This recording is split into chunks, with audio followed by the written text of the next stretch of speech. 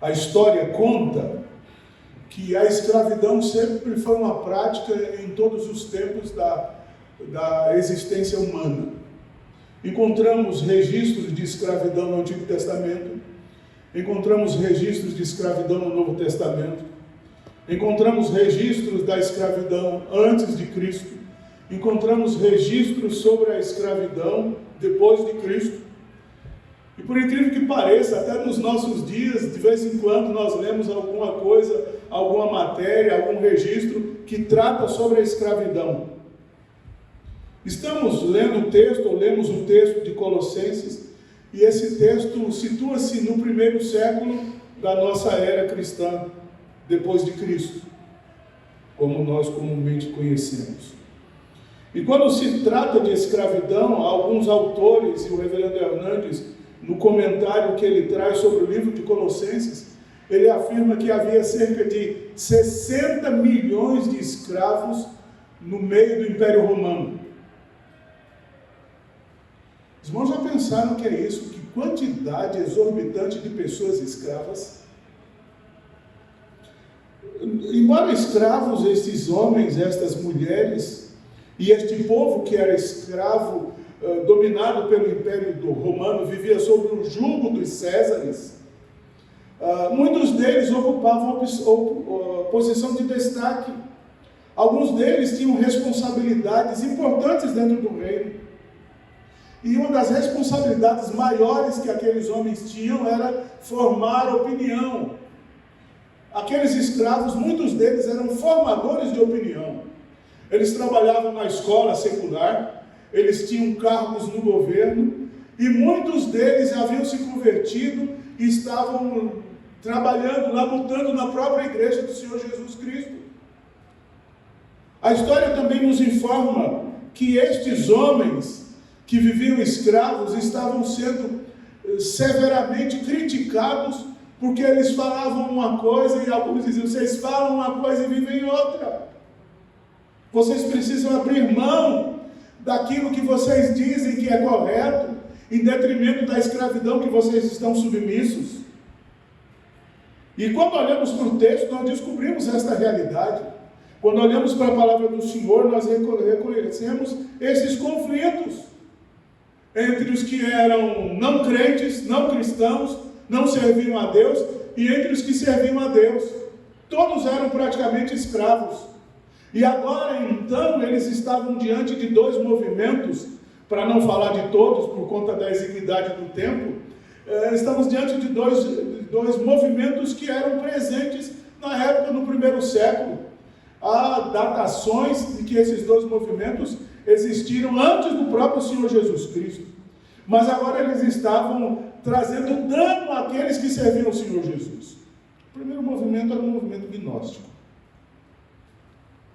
E eles diziam, eles afirmavam, eles declaravam que como é que um Deus puro, que um Deus santo, que um Deus justo, como é que ele poderia ter criado o universo? Como é que ele poderia ter criado a terra? Como é que ele poderia ter deixado o seu trono e vir coabitar com pessoas como nós, cheios de erros, de falhas, de pecados, tendentes ao que é mal?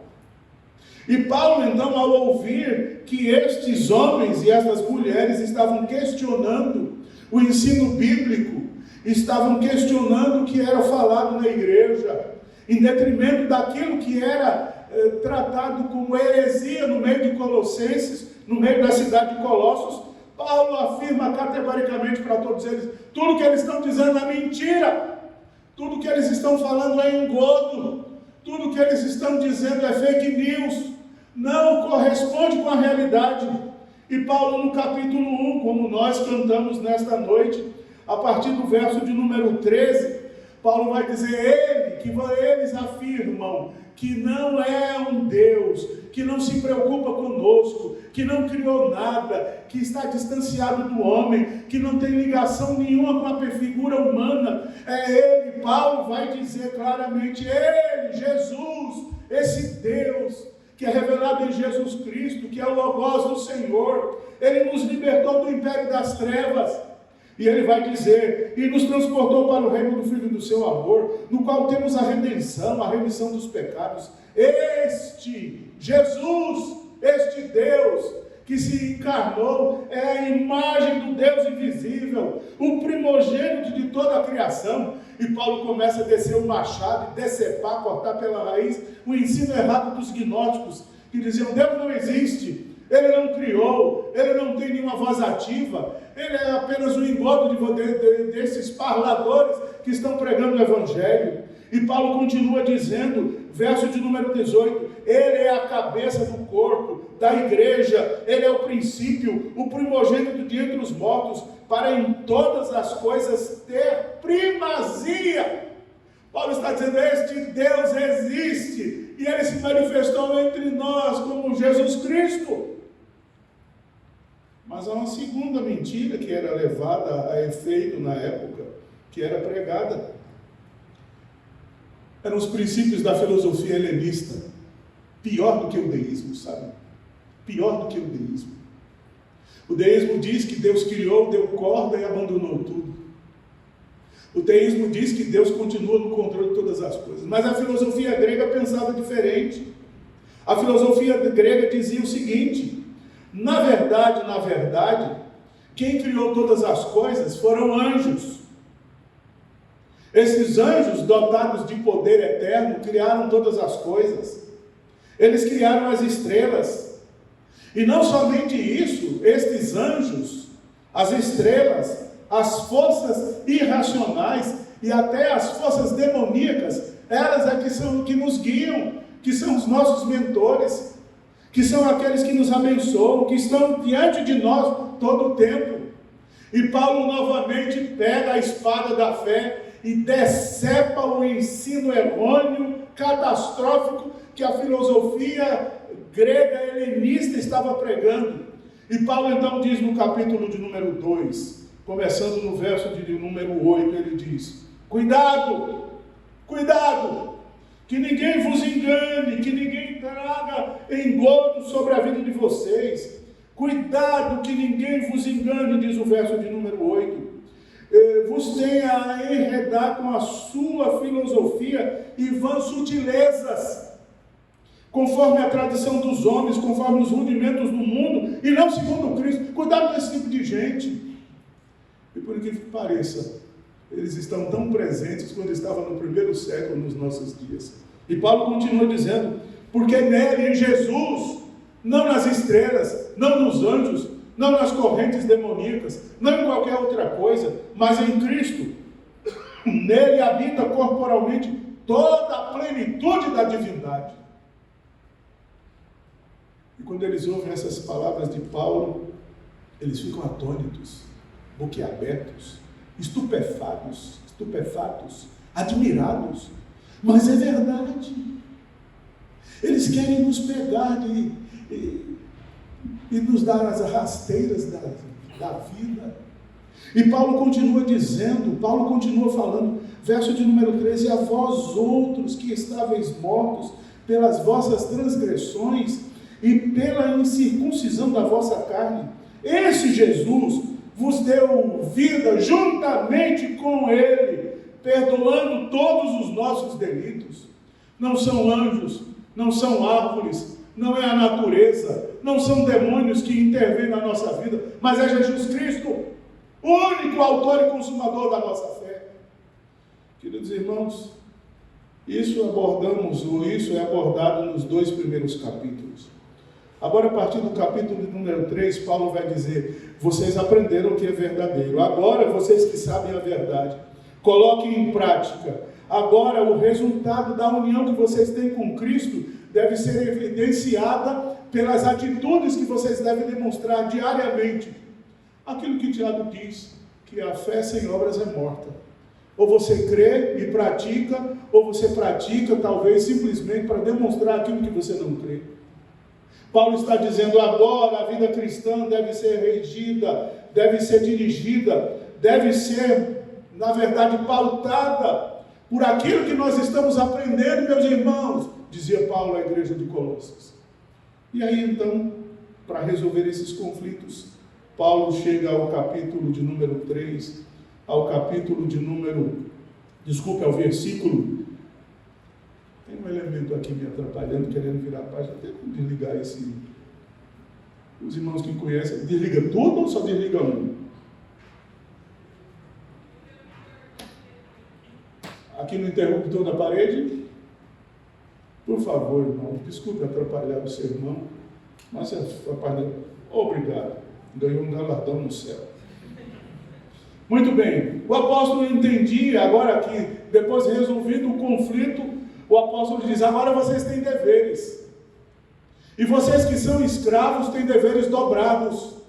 E vocês que também não são escravos também têm deveres. E Paulo então agora começa a falar sobre esses deveres. Depois ele fala sobre os deveres. Primeiro ele fala sobre os deveres da família. Sobre a responsabilidade do marido, da esposa e dos filhos. E agora ele fala sobre a responsabilidade de cada crente. E ele diz a partir do verso de número 22, servos. Depois de falar sobre família, ele diz, agora vocês são servos. E a palavra aqui no original é doulos, os remadores das galés, que não tinham nenhum direito. E ele está dizendo, vocês que parecem aparentemente que não têm nenhum direito, têm todo o direito. O direito agora é de servir a Deus, mesmo sendo agrilhoados, mesmo sendo chamados de escravos. Vocês agora são livres, estão submissos à vontade do Senhor. E agora, submissos à vontade do Senhor, Paulo está dizendo, vocês devem fazer tudo para a glória de Deus. E aqui nós damos uma parada. Nós apresentamos, ou pelo menos vimos aqui apresentado, tantos representantes das sociedades internas, das forças de integração da Igreja Presbiteriana do Brasil, UPA e o MP. Vimos diretoria. Eu pensei que quando o Luiz e o determinado irmão, que eu esqueci o nome, desculpe, querido, o Pedro estava chamando, eu pensei que ia chamar a igreja, secretária de não sei o quê. Agora, eu disse, meu Deus, vai todo mundo lá na frente, todo mundo é secretária. Vocês pararam para pensar sobre a responsabilidade que cada um tem diante do reino do Senhor? Vocês pararam para pensar sobre os desafios que se levantam e que ao longe nós podemos contemplar deles e temos que caminhar em direção a eles para obedecer a palavra do Senhor? Paulo está dizendo, vocês não precisam fazer motim, vocês não precisam levantar sedições aqui no meio do povo de Israel, ou no meio do reino romano. Vocês não precisam agora se revoltarem contra os seus senhores, mas vocês precisam olhar em primeiro lugar para Deus. Aquilo que os gnósticos disseram que era mentira, aquilo que a filosofia grega anda pregando que é mentira, agora vocês devem postar os seus olhos unicamente em Deus. Aquilo que o escritor Hebreus diz lá no capítulo de número 12, verso de número 2, olhando firmemente para o autor e consumador da fé. Não olhem para as circunstâncias, não olhem o estado que vocês estão vivendo, olhem para aquele que pode fazer e usar vocês para a glória do nome dele. E assim eu digo para vocês, olhem para o autor e consumador e vejam o que é que ele traz de desafio para nós nesta noite. Baseado nessas rápidas considerações, eu queria lhe chamar a que você meditasse comigo durante alguns instantes sobre o seguinte tema, sobre a seguinte proposição: deveres irrevogáveis, responsabilidades intransferíveis. Aprendemos à luz desse texto que há deveres que são irrevogáveis, que não podem ser apagados, que não podem ser anulados, que não podem ser destruídos, que não podem ser esquecidos. Mas também encontramos que há responsabilidades intransferíveis. Eu e você que somos responsabilizados pelo Senhor. Cada um por si só é responsabilizado diante do Senhor. Como diz o texto de Eclesiastes, que todos nós vamos ter que prestar contas ao Senhor. Ele está dizendo, vocês têm responsabilidades intransferíveis. Vamos ver o que o texto nos diz? Em primeiro lugar, o primeiro dever e a primeira responsabilidade que temos é ter prazer em cumprir as ordens divinas. A primeira responsabilidade, o primeiro dever é cumprir as ordens divinas. Você podia ler comigo o verso 22, você podia deixar a sua Bíblia aberta, para a gente ler durante o texto, durante a nossa exposição breve, sobre o que diz o texto para nós. Vamos juntos o verso de número 22. Vamos ler? Leiamos. Servos, obedecei em tudo a vosso Senhor segundo a carne, não servindo apenas sob vigilância, visando tão somente agradar homens, mas em singeleza de coração, temendo ao Senhor. Ele diz: cumpra as ordens.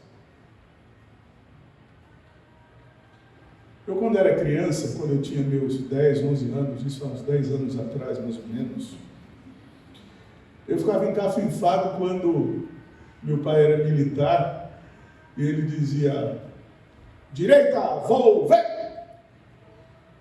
Eu dizia: pai, aqui não é quartel. Ele disse: não, filho, mas é para vocês entenderem que tem deveres que você não pode deixar de sintonizar o ouvido para cumprir. A palavra do Senhor está dizendo que nós devemos ser obedientes. E ele começa dizendo: servos, obedecei em tudo. Ele vai dizer primeiro aos vossos senhores, ao vosso Senhor. Depois ele vai dizer que nós devemos obedecer também ao Senhor Jesus. Queridos irmãos, você sabe muito bem que a palavra do Senhor lá em Mateus capítulo 6, de número 24, vai dizer que ninguém pode servir a dois senhores. Lembra-se disso? Porque você haverá de servir um e abandonar o outro, ou vice-versa. Paulo está dizendo: vocês, sei que vocês são escravos, sei que vocês têm um dono, mas tem um que é dono de vocês e dono dos seus patrões, que esse dono é o Senhor Jesus Cristo. E eu queria lhe desafiar, a vocês que nos escutam, Paulo dizendo para a igreja, escrevendo esta carta, ele está dizendo: olha, eu quero que vocês sejam obedientes, tenham prazer em cumprir as ordens divinas. Todos nós já devemos ter enfrentado uma viagem na estrada, talvez uma viagem de 100 quilômetros, 200 quilômetros, 2.500 quilômetros, 4.000 quilômetros sentado num banco do carro, dirigindo, ou no passageiro, enfim. E você sabe que quando nós andamos nas estradas, as estradas comumente têm placas indicativas. Reduz a velocidade, radar adiante, cuidado, quebra-mola, cuidado, curva perigosa à esquerda. Se você não atentar para as placas, se você não estiver atento ao que está sendo dito enquanto você dirige, enquanto você circula pela rodovia, você pode se dar mal. Da mesma forma somos nós que trabalhamos na obra do Senhor. Nós temos um guia, nós temos a Bíblia, que tem placas de indicação por onde nós devemos caminhar, por onde nós devemos seguir. E a palavra do Senhor está nos dizendo: servos, sejam obedientes, tenham prazer em cumprir as ordens da palavra. Se a palavra diz: não saia da vossa boca nenhuma palavra torpe, então domine a sua boca. Se a palavra diz para você não ser levado pelos engodos, pelo caminho mau, pelos ímpios, então siga a palavra. Se a palavra diz: arregace as mãos, porque aquele que põe a mão no arado não pode mais olhar para trás, obedeça a palavra. Se a palavra está dizendo para nós que estamos vivendo hoje, no dia 4 de fevereiro de 2023, para nós que somos jovens, para nós que somos adolescentes, para nós que somos igrejas do Senhor, obedeça a palavra, não deixe de se congregar. Hebreus 10, 25. Tenha prazer em vir à casa do Senhor, em reconhecer. O Salmo de número 84 diz: quão amáveis, Senhor, são os teus tabernáculos. E ele diz: o pardal encontrou casa, a andorinha ninho para si, e eu os teus altares. E quanta gente tem se esquivado de vir para a igreja, não tem obedecido a palavra. O Salmo 122 diz: alegrei-me quando me disseram, vamos à casa do Senhor. E nós não temos cumprido a ordem do Senhor. E Paulo está dizendo para aqueles homens, para aquelas mulheres, para aqueles escravos, para aquelas escravas: vocês têm deveres irrevogáveis, vocês têm responsabilidades intransferíveis. E se você tem esses deveres, essas responsabilidades, tenha um prazer em cumprir a palavra do Senhor. Só para você ter uma ideia, Efésios capítulo 6, verso de número 7. O apóstolo São Paulo, escrevendo à igreja de Éfeso, ele nos disse assim, capítulo de número 6, verso de número 7. Vamos entender o contexto. Paulo está falando nesse contexto aqui sobre o lar cristão, sobre servos e senhores. Novamente, Paulo cita a questão da hegemonia do Império Romano em levar as pessoas como cativas para si. E Paulo, quando começa a discorrer a partir do verso 5, ele diz assim, o verso de número 6, não servindo à vista, como para agradar a homens, mas como servos de Cristo, fazendo de coração a vontade de Deus. Verso 7, servindo de boa vontade, como ao Senhor, não como a homens. Eu nasci em Maceió, cidade de praia, e nossa igreja, a Igreja Presbiteriana Central em Maceió, quando eu fazia parte da igreja há mais de 40 anos atrás, eu me lembro que quando nós íamos para a escola dominical, minha mãe chamava logo cedo e dizia, levantem, está na hora de ir para a escola dominical. E a escola dominical começava às 9 da manhã. E nós caminhávamos para a igreja aproximadamente uns 40 minutos. Não tínhamos carro, não tínhamos condição de pagar transporte urbano, íamos para a igreja. E eu me lembro que quando nós levantávamos, mamãe dizia, levanta, está na hora. E a gente ficava mais um pouquinho. Aí ela vinha com uma companheira de labuta diária, que chamava-se a vara de goiabeira. E dizia, vão levantar ou não vão? Quando ela terminava para falar a palavra vão, a gente já estava de pé. E saía empurrado de casa, tudo bicudo. Mas nada de que 40 minutos de caminhada não tirasse o bico da gente. E quando nós chegávamos na igreja, quando nós chegávamos para a escola dominical pela manhã e ia para o culto da noite, quando nós começamos a entender as coisas, quão bom foi o tratamento que nossos pais, meus pais, nos dispensaram. Aprendemos a ir para a igreja, depois de algumas décadas, 8 anos, 18 anos, 28 anos, nós entendemos que nós deveríamos ir para a igreja com o coração alegre, porque o coração alegre aformoseia o rosto. Ah, irmãos, como nós precisamos nas fileiras da UMP, como nós precisamos nas fileiras da UPA, não é, Pedro? Como nós carecemos de homens, de mulheres. Ah, mas eu não sou homem, eu não sou casado, mas você é mulher, você é homem, você é do sexo masculino, você é do sexo feminino. Aliás, a igreja evangélica só reconhece 2 sexos, o masculino e o feminino. O passar disso vem do diabo. Por minha conta é risco. Você sabe da sua responsabilidade? Então cumpra a sua responsabilidade. Você é presidente, cumpra a sua responsabilidade. Ah, você só é sócio, cumpra a sua responsabilidade. Ah, você é conselheiro, conselheira, cumpra a sua responsabilidade. Você é membro da igreja, cumpra a sua responsabilidade. Você é líder na igreja, cumpra a sua responsabilidade. É um dever irrevogável, é uma responsabilidade intransferível de você ter prazer em cumprir as ordens divinas. Mas há uma segunda lição. Qual o segundo dever? Qual a segunda responsabilidade que nós temos para realizar a obra do Senhor? Em primeiro lugar, eu disse que eu preciso fazer a obra do Senhor, tendo prazer em cumprir as ordens que estão postas na sua palavra. Mas há uma segunda realidade. Eu devo fazer de boa vontade.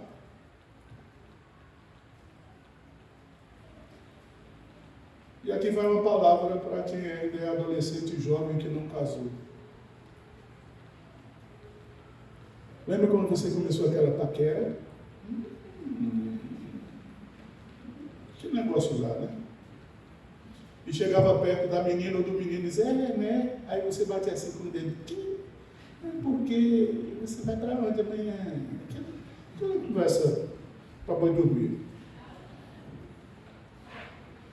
Ela dizia, mas amanhã eu só chego em casa às 18h30 e 18h40 eu tenho que ir para não sei onde. Aí ela disse para um dia, aí você disse, não, mas 18h30 eu estou lá. Quando era 18h29, você já estava assim, meu Deus, será que ele vai aparecer? Será que ele não vem? E era lá dentro, será que ele vem? Você lembra que tinha boa vontade? Vamos para a igreja? Hoje não.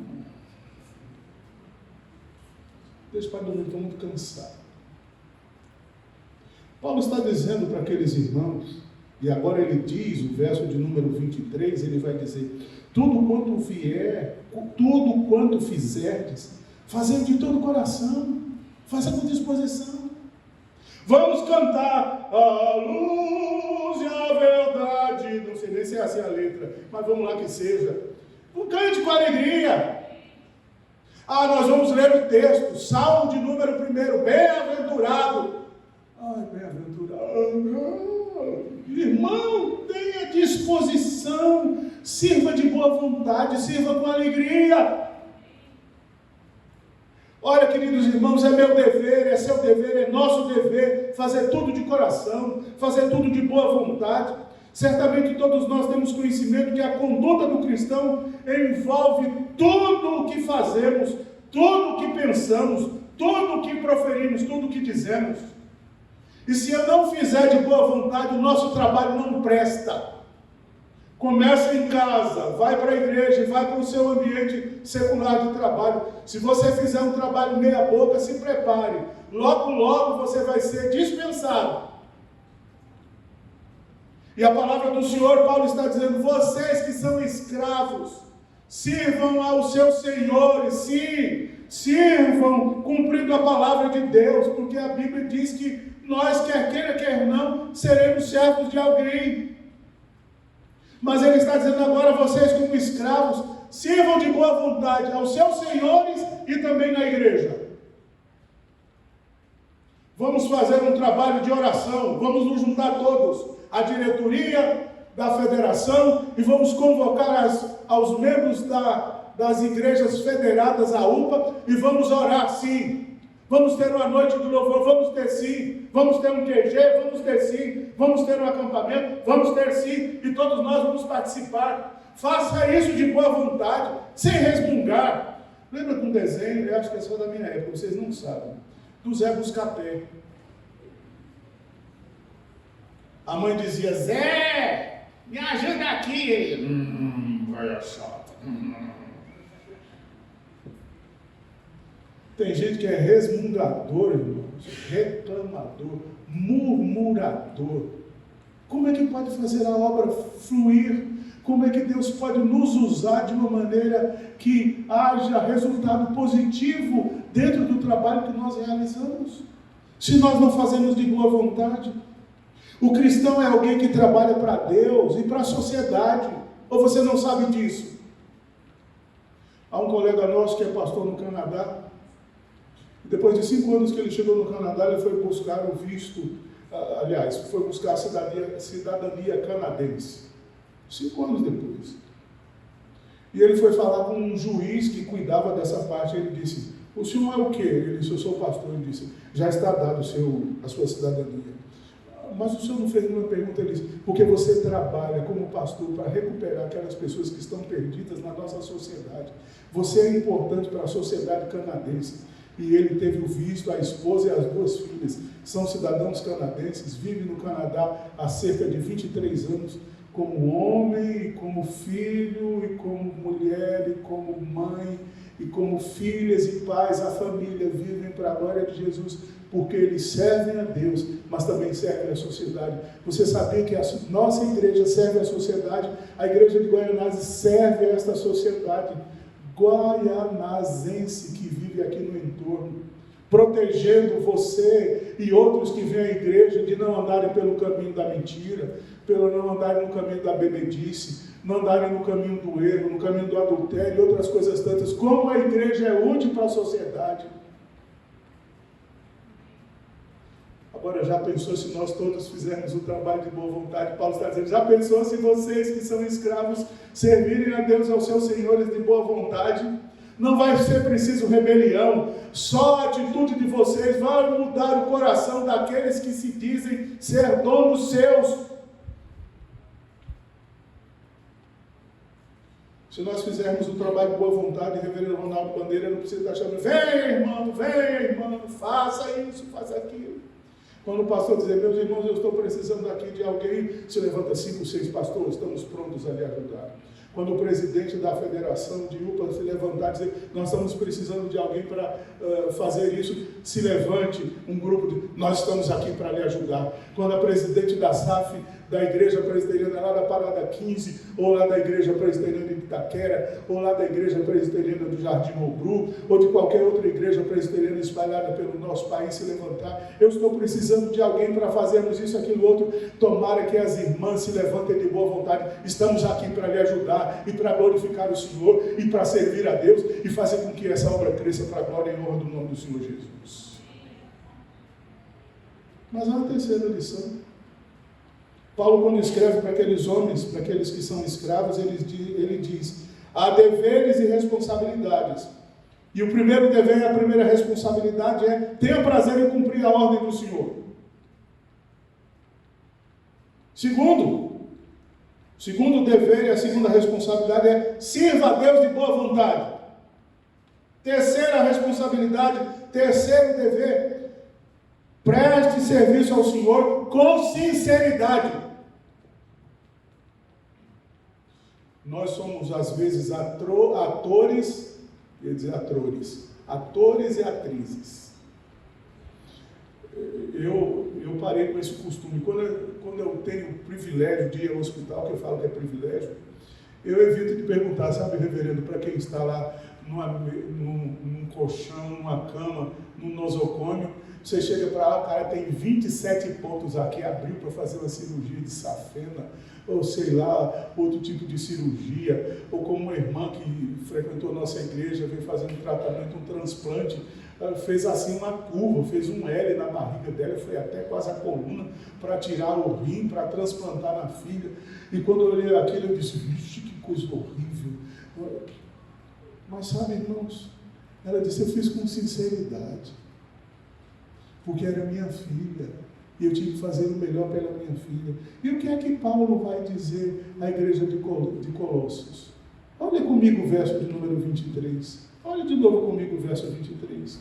Ele disse, faça de todo o coração. Sim, faça para Deus de boa vontade.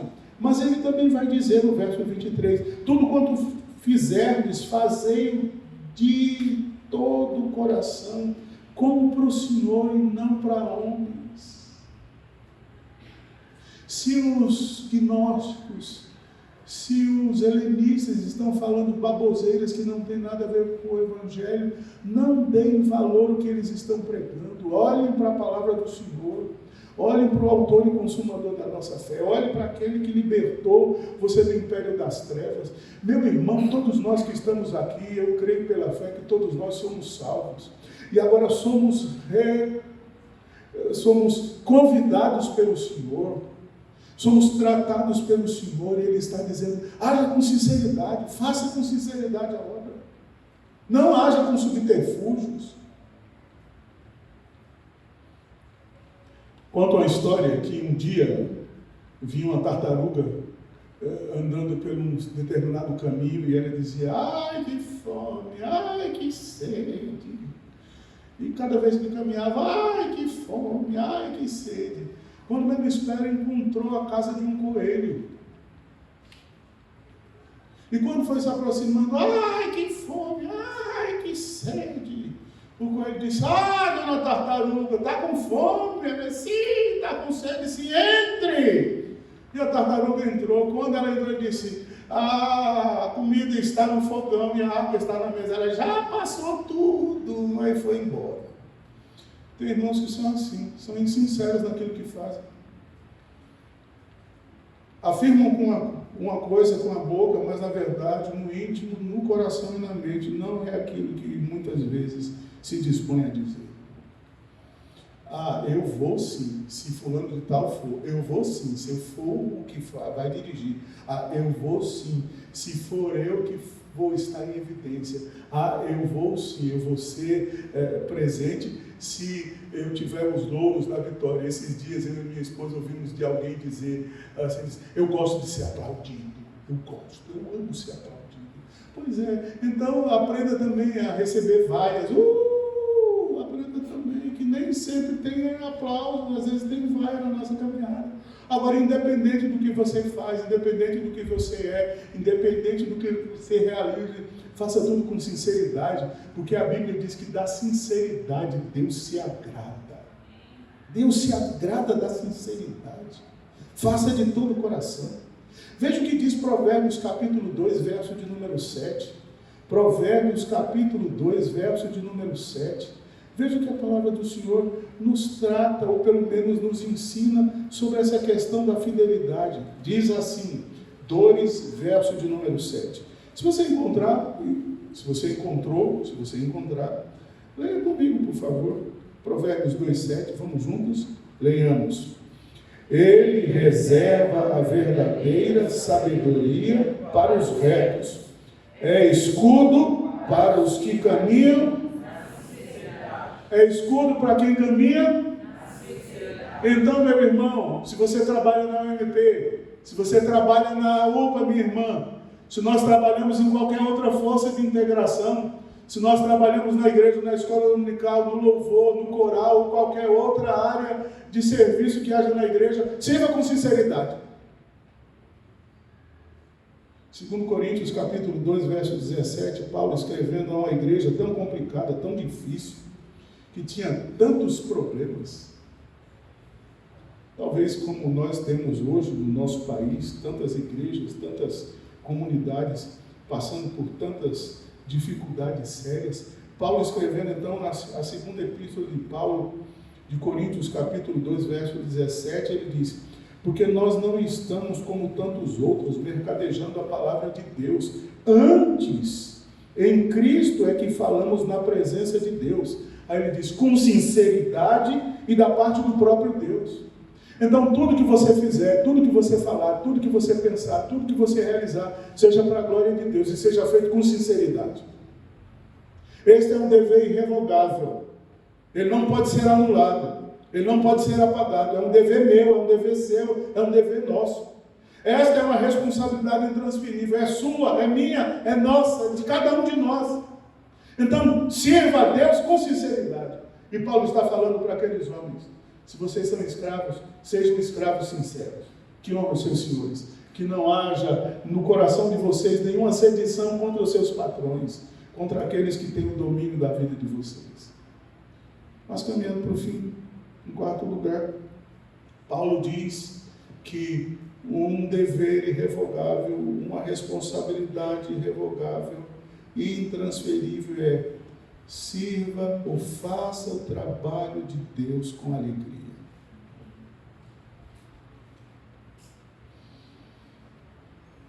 Eu não estou falando para você fazer o trabalho de Deus rindo, estou falando de rir, né? Nem sempre quem está mostrando os dentes, talvez porque fez clareamento, porque colocou aqueles implantes dentários, quer mostrar. Nem sempre quem está rindo está alegre. Mas todo que está verdadeiramente alegre, ri de fato com sinceridade. E olha o que Paulo diz no verso de número 23, novamente o verso 23. Tudo quanto fizerdes, fazei de todo o coração, como para o Senhor, e não para homens. Se eu fizer tudo de coração, se eu fizer com sinceridade, observando a palavra do Senhor, se eu fizer de boa vontade, irmãos queridos, claro que vai haver alegria no meu coração.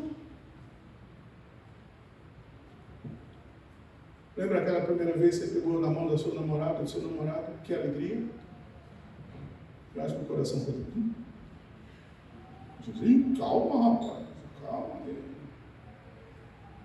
Lembra quando você recebeu aquele certificado de conclusão do seu curso universitário? Que bênção, que alegria! Lembra quando você leu o nome lá? aqui está, ele passou no curso de Ciências Ocultas e Letras Apagadas, lá no primeiro lugar, está lá no curso. Que alegria, que satisfação. Por que não na obra de Deus? Por que não na obra do Senhor? O imperativo, aqui é um imperativo. Paulo está dizendo, fazei-o de todo o coração. Se você faz de todo o coração, você faz com alegria. E a alegria, ela é ultra circunstancial. A alegria é ultra circunstancial. Me lembro no passado, aí eu era adolescente, há cerca de 50 anos atrás. Havia um homem na nossa igreja chamado João Máximo. Se era uma pessoa que tinha todas as doenças, era aquele irmão. Mas eu gostava de ir na casa dele, porque toda vez que eu ia na casa dele, eu saía revigorado. Não é porque eu via ele sofrendo, não. É por conta daquilo que ele cria. E ele dizia, já cansado, ele dizia, Deus é muito bom. Deus tem me dado vida. E ele viveu aquele martírio da enfermidade mais de 15 anos. E todos os domingos, domingo sim, domingo não, eu ia atrás do seu João Máximo. Toda vez que chegava lá, ouvia uma palavra de conforto da parte dele. E eu ouvia estampado na fisionomia dele a verdadeira alegria que todo cristão deve ser, ou deve ter. Todo cristão deve ter e todo cristão deve ser alegre. E aí a palavra do Senhor nos vai dizer em Provérbios capítulo 15, acerca da alegria, vai nos instruir e vai nos animar, nos dizendo o seguinte, Provérbios capítulo 15, versículo de número 13, olha o que é que diz o autor sagrado: o coração alegre aformoseia o rosto, mas com a tristeza do coração o espírito se abate. Então se alegre, porque a tristeza causa abatimento, causa dor, causa desânimo, causa separação, causa abandono. O coração, diz o texto, aformoseia, dá beleza. Mesmo que seja aquela irmãzinha que tenha 90 e poucos anos de idade, mesmo que a pele esteja toda enrugada, mesmo que seja aquele irmão que tenha 102 anos, ou seja, uma criança que ainda não completou nenhum ano, quando você olha que a criança, ou que o idoso ri para você, você enche o seu coração de satisfação. Tomara que todos nós que estamos aqui, que servimos ao Senhor, que temos o privilégio de ser chamados como filhos do Altíssimo, possamos servir ao nosso Deus com alegria na nossa alma, fazer um trabalho como secretário, como presidente, como orientador, como responsável por aquela área, por aquela outra área, faça com alegria. O que é que diz o Salmo 100, verso 2? Primeiro ele diz, celebrai com júbilo todas as terras. Aí o verso 2 vai dizer, servir, você podia repetir comigo? Servir ao Senhor com alegria. Servir a Deus com alegria. Hoje o trabalho é da Federação de UPA e UMP. Eu vou com alegria. Hoje é culto de Santa Ceia na igreja de Goianazes. Eu vou com alegria. Mês de maio, vai ser o encontro da família presbiteriana. Eu vou com alegria. Mês de dezembro, vai ser a apresentação do coral lá na igreja fulana de tal. Eu vou com alegria, porque eu vou cantar, vou celebrar o Senhor. Paulo está dizendo, sirva aos seus senhores com alegria, porque da mesma forma que você servir a eles, vocês vão servir também ao Senhor Deus, que é o mentor, o salvador, o regenerador, aquele que transformou o nosso coração de pedra num coração diferente, que agora pode ser chamado de carne e que pode louvar o nome do Altíssimo. Para encerrar minha palavra desta noite, depois de falar tanto tempo, desculpe meus irmãos, em quinto lugar, o quinto dever e a quinta responsabilidade que nós precisamos ter em mente é que nós vamos prestar contas para Deus.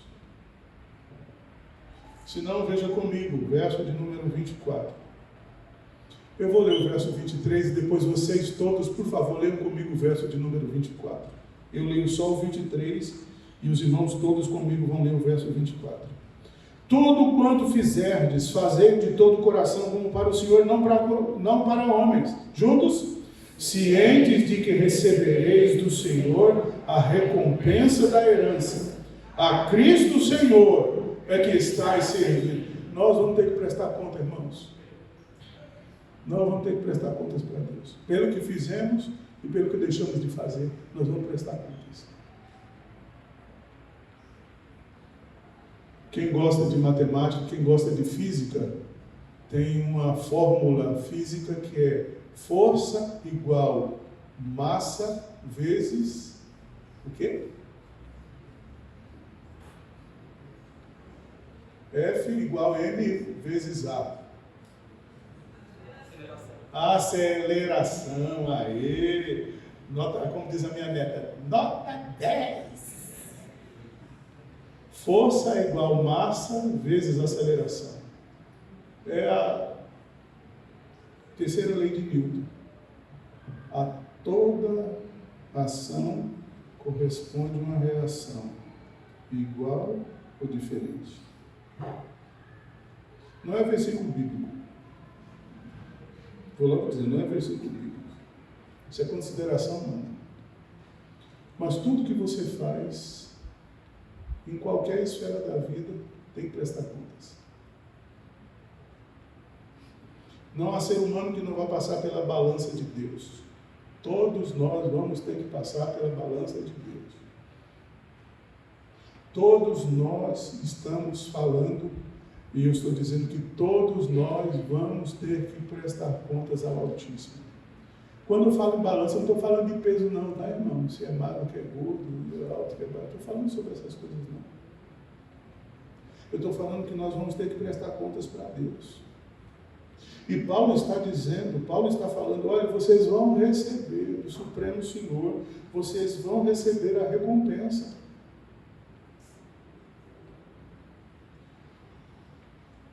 O que é que nos diz o livro de Eclesiastes? Tudo quanto te vier a mão para fazer. E tem gente que usa isso como flecha, como arco e flecha para despertar as pessoas para trabalharem na igreja. Toda vez que tem eleição, diz, vamos ler Eclesiastes, tudo quanto vier.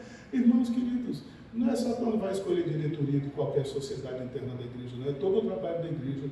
Tudo quanto você tiver e que vier à sua mão para você fazer, faça com alegria, faça com disposição.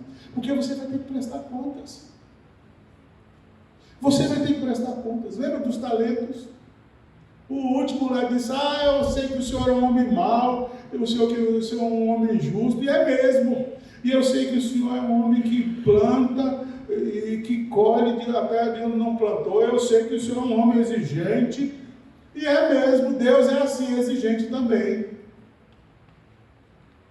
Mas eu não sei fazer nada. Você sabe fazer pelo menos a oração silenciosa. Em 1990 eu estava terminando o seminário lá em Recife, reverendo Bandeira. E havia um colega que foi questionar com o professor da época, o reverendo Walton Guanais Dourado, que foi nosso professor de homilética. E ele foi questionar o mestre, como todos nós chamávamos ele de mestre, e aquele moço, depois de falar, o reverendo Walton disse, eu vou lhe dar uma responsabilidade que você vai ter que cumprir até o final do ano. Todos os cultos você vai ser responsável pela oração silenciosa. E ele deu um pulo, disse, oração silenciosa? Quem vai ouvir? Ele disse, Deus. Ninguém precisa ouvir sua oração. E os 2 semestres do ano de 1990, aquele colega era o responsável pela oração silenciosa. Não preciso dizer o nome dele.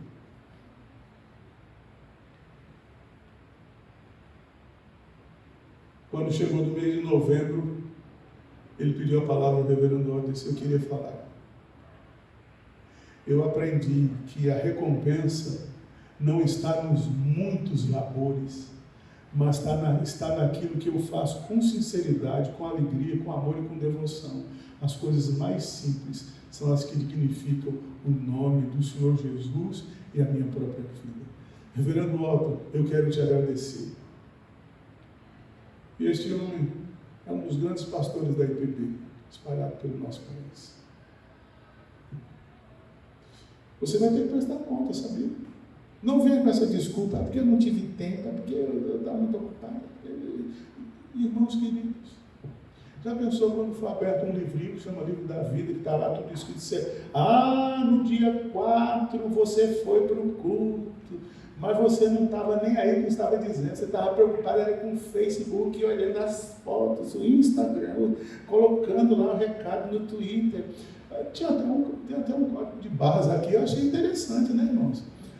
Tem um negócio aqui para você preencher.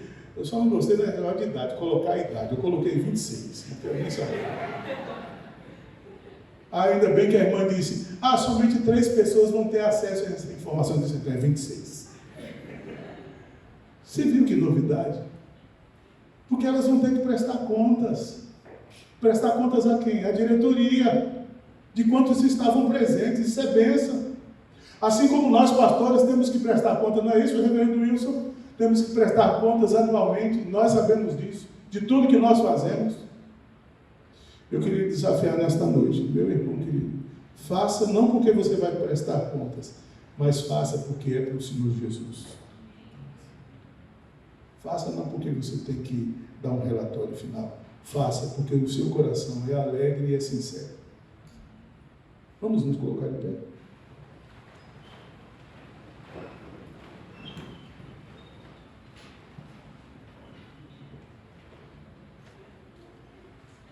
Vamos orar?